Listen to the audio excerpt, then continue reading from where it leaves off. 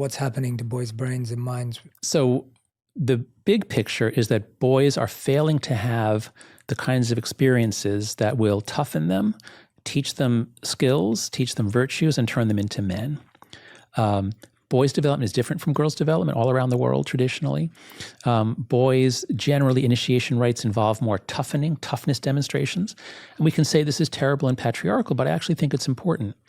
All kids start off in the female sphere. We all live, we're all raised by mothers and girls and aunts, traditionally around the world. And so girls stay within the female world, and girls' initiation rites are usually pegged to puberty, to menstruation. And then they're taught all the secrets of being a woman, all that.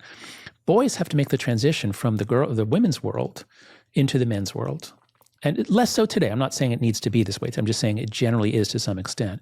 Boys' development is different from girls' development.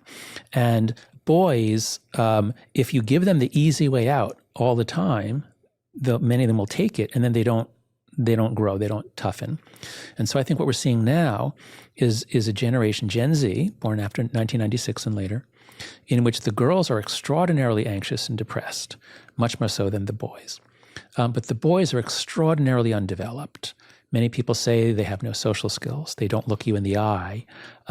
They don't know how to behave in public. They certainly don't know how to talk to a girl.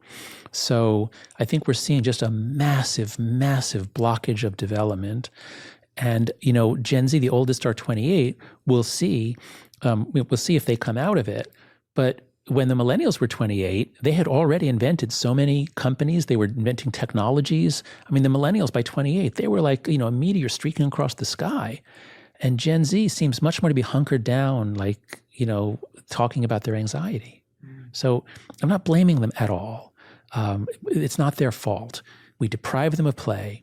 We put touchscreens in their hands. Then they had the bad luck to, basically come out of college, the eldest of them, right into COVID. So those in their 20s now, their work experience was truncated. What they need is mentoring in a real office or a real job, and they didn't get it. So again, I'm not blaming, but man, we have to have a lot of sympathy, and we have to make sure this stops. We have to stop this right now. And I think that's the challenge, right?